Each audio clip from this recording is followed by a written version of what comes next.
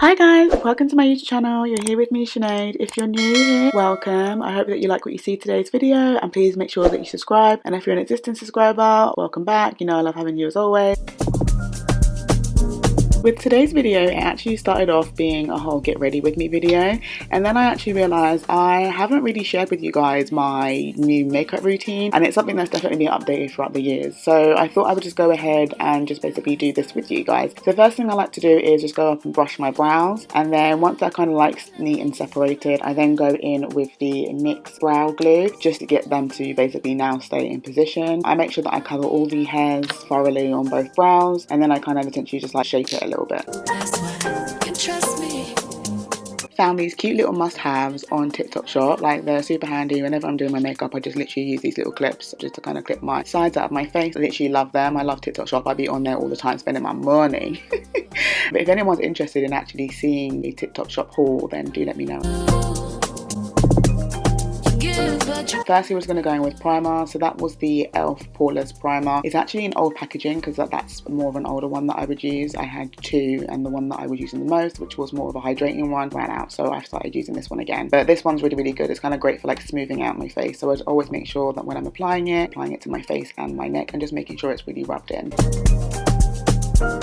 Now I'm just going around my brows with a baby wipe just to kind of clean up where that brow glue gel might have got to, just because I feel like sometimes that like messes up like around my foundation and concealer area. So I just like to make sure that I remove that. I then go in with this pressed powder. I believe it's, I'm gonna have to check that one, sorry guys, but I'll put it on the screen for you. It's basically just a little bit like a pressed powder but in my shade. So I like to go over that because I feel like a little tip that I learned from Jackie is that she would always apply powder on top of her primer. I actually tried it one time and I actually quite like the look that it gave me. I feel like it kind of just helps even everything out before we go in and apply any like liquidy products. I then go in with the NYX Pro Fix Stick in the colour Brick Red. So again, this is another technique that I picked up from Jackie. I've noticed like around my chin area, it's a little bit of a different complexion. So I like to basically just kind of go in with this correcting stick just to kind of even it out a little. I find that when I do this, my makeup still comes off really like soft and like I'm not wearing a lot, but I do just find that it holds a lot better for me. So I quite like doing this little method.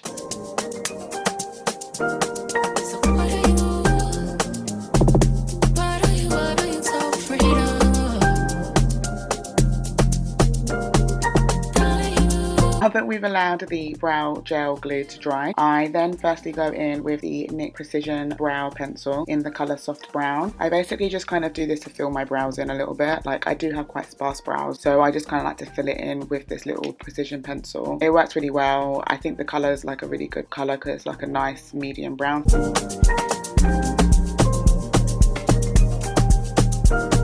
I always like to make sure that when I am filling in my brows that I bring it a little bit more towards the front, just because for me that's where I find I have the least amount of hair. So I just kind of need to like have a little bit of a transition shade just at the front a little bit. To finish off the brow, I went in with the NYX Lift and Snatch Brow Tint Pen in the colour Brunette. The reason why I do this is because I just like the fact that it gives it a little bit more dimension and volume to the brow, because you've kind of got two little kind of steps going on. So with the brow tint pen, it applies very thin hair-like strokes, and I like using that especially to go over the front area where we made the transition shade, and then obviously apply throughout the brow. I then grabbed the e.l.f. concealer in the colour Chestnut. This is basically like my normal everyday concealer just to kind of outline and tidy up the brows. Then once the brows are all set and tidy, I then basically go in and apply that same concealer underneath my eyes. Now I know some of you might be really confused because you're probably thinking to yourself, wait, why is she putting her concealer on? She hasn't done her foundation yet. But I'm actually doing the underpainting method, which is where you apply your concealer before you apply your foundation. And essentially it's supposed to give you more of a natural looking finish with a smooth kind of payoff. I do find that I get most compliments when I do my makeup and I do it this way. You can see I applied some of that same concealer in other areas of my face, so a little bit on my cheeks, chin and on my forehead. Again, that's just to kind of give more of a balance across my face with regard to the tone, but don't worry, it won't look cakey at all. I really do find that it gives me more of a flawless finish.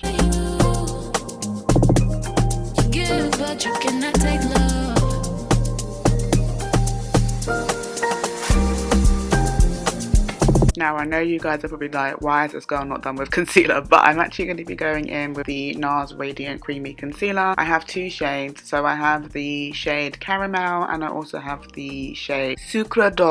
I think that's how you pronounce it. Please don't judge me for the pronunciation. Essentially what I do is I go in with the Caramel shade first. This concealer is essentially more my complexion. So it's going to warm up my under eye. It's not going super bright, where the Sucre shade is a lot brighter, and I apply a little bit of that afterwards just to kind of brighten up the areas that I feel like needs a little bit more attention.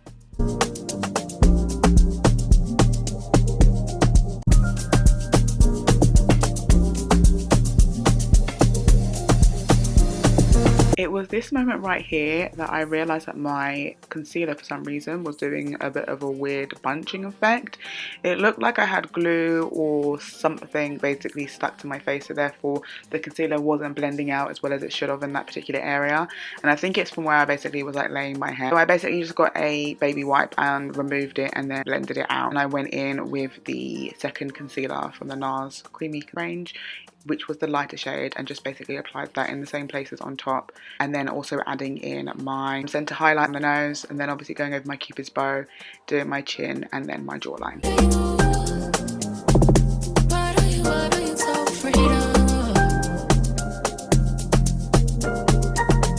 So I always like to let my concealer sit on my face a little bit. I like it to marinate and really get all up in there. I just find that it spreads better and gives a better coverage when I do that. So at this point I'm literally just going to be a blend warrior and get to blending out all the highlighted points on my face. Like, do you love me? Do you love me not? Damn, you hit the spot. Making sure that my under eye is as smooth and crisp as it could be, because we obviously don't want to get any creases.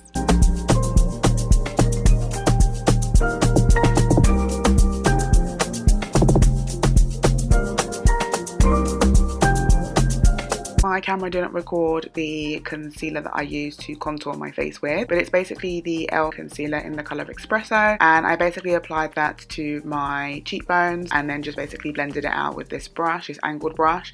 I like to kind of use whatever left over on the brush to go over like my eyes, as I feel like that's a nice little way to kind of create an eyeshadow effect. And then I always go over my jawline and then go just across my forehead just to have a little bit of dimension. I'm just going to go over my concealer where I highlighted, and I'm just basically smoothing that all out just to make sure that there's nothing like that's moved. And then we're going to go in with the foundation. So the foundation that I'm using is Fenty Hydrating foundation. The colours are, I believe, 420 and 440. I like to mix both of them. One essentially is my everyday shade and then one's like my summer shade. But because I'm like not fully my summer shade, but I'm also not fully my everyday shade, I just like to literally mix a little bit of them. I don't need to use a lot because we obviously did the underpainting method. So it's basically just kind of like a smidget from each and then just mixing them together and then just applying it all over my face. I really do like the underpainting method. For me, I always find that I get this kind of like natural glow and like natural finish because everything else just kind of comes through, but like subtly. It doesn't feel like you've layered it on. It just kind of sits with like a nice thin coat of foundation, and then all the highlight and contour kind of comes through, especially when we get to the powder part.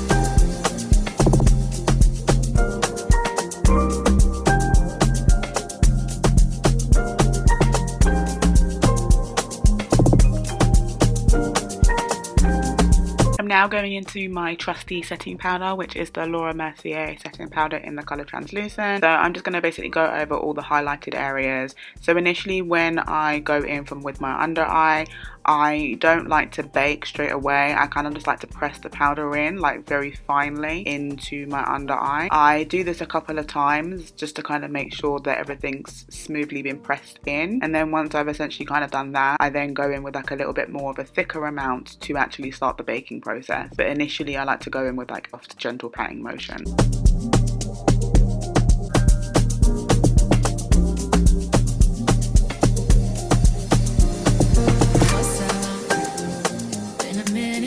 We kicked it, you been caught up with the bitches, I don't get it, yo. This palette I've had for a little while, so long that the name's actually rubbed off it, but it's actually a powder contour palette. So I just go in with the brownish kind of shade and I basically apply that to my cheeks to set those areas. I then go in with the lighter shade and apply that to my eyelids once I finish applying to my forehead. I know you've been through more than most of us. So what are you so afraid of? Now I've allowed my face to bake, I'm just going in and removing any of the excess powder that's left from the translucent powder and just kind of blending it in a little bit with the contour just to kind of make sure there's no super sharp lines and it's just gone in really nice and seamlessly.